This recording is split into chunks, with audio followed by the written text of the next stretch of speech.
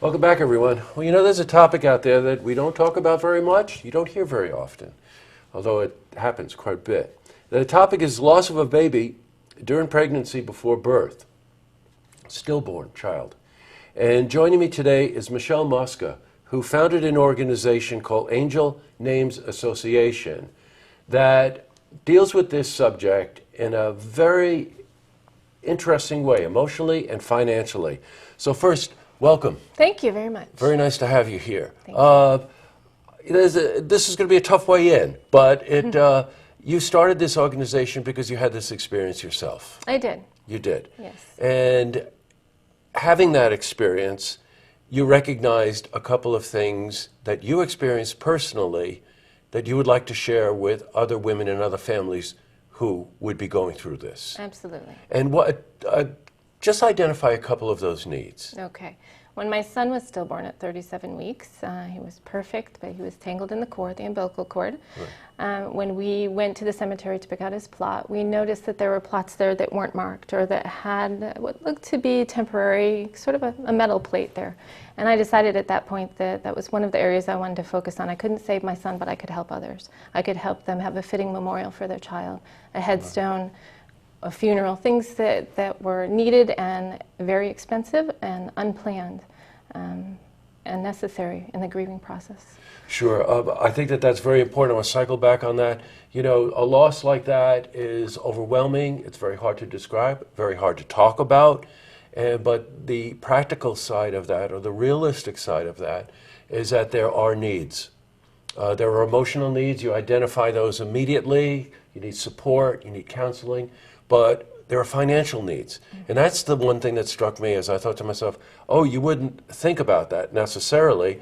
And then also being confronted with it and having it as part of an issue makes it overwhelming. Absolutely. Right? And we had just finished my son's nursery. His crib came 2 weeks after his death. Right. So we hadn't saved, obviously. We didn't know anything was wrong. He was perfect. We hadn't saved for a funeral.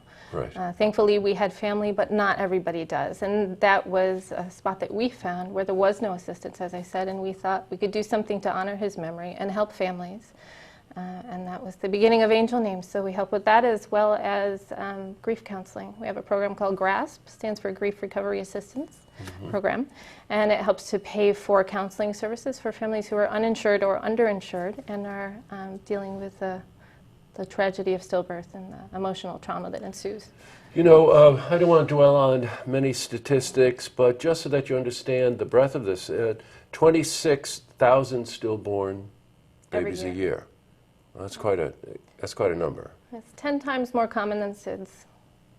Got it. Okay. Wow, Yes. that's another statistic. Yes. You had one other one that 26,000 stillbirths occur every year, 3 per hour, in just 160 live births. Yes.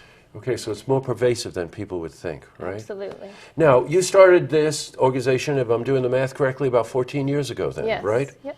Every year you're discovering new things about it, right? In ways that you help in building that community. Absolutely. And one of the major focuses is this memorial walk that you do every year. Yes. When is it this year? Our 10th annual Memorial Walk is October 10th, so 10/10/2015. Got it. It's at the Saratoga Spa State Park. Registration is at noon, and we start walking about 1:15.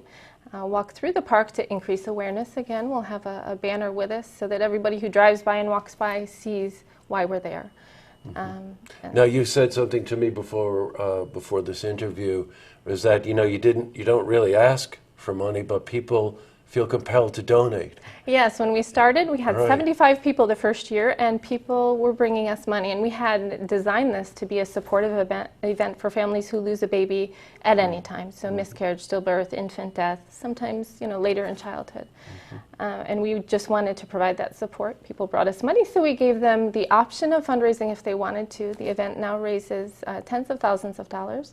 The demand for our services requires more than that, but this is our one event of the year that really supports our mission. And they're a not-profit 501, and all of that money goes into aiding the individuals and the families who are experiencing this tragedy.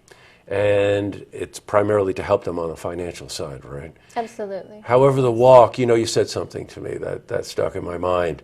Very hard subject to talk about, very emotional subject to talk about. Yet the spirit, the day of the walk, is one really of encouragement, of community, and that you get to talk to other women who've experienced the same thing and their support systems. Absolutely. And one would think that that might make it more sad because you're surrounded by other people's sorrow, but it really is empowering.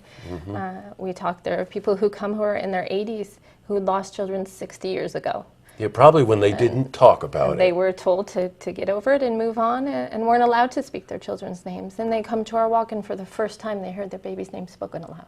Oh, that's boy, you're really doing something, I'll tell you. It's really a wonderful event. Yeah, Michelle, thank you. Thank you very much for coming in. It's the 10th annual Memorial Walk, the Angel Names Association. Please, you've experienced this yourself. You know someone who has. You want to come just show support. Make a donation, come and walk, right? Absolutely. Great, Michelle. Thank you very much for coming in. I look forward to seeing everybody there. You got it. To see this interview again, you can head to our website, LookTVOnline.com.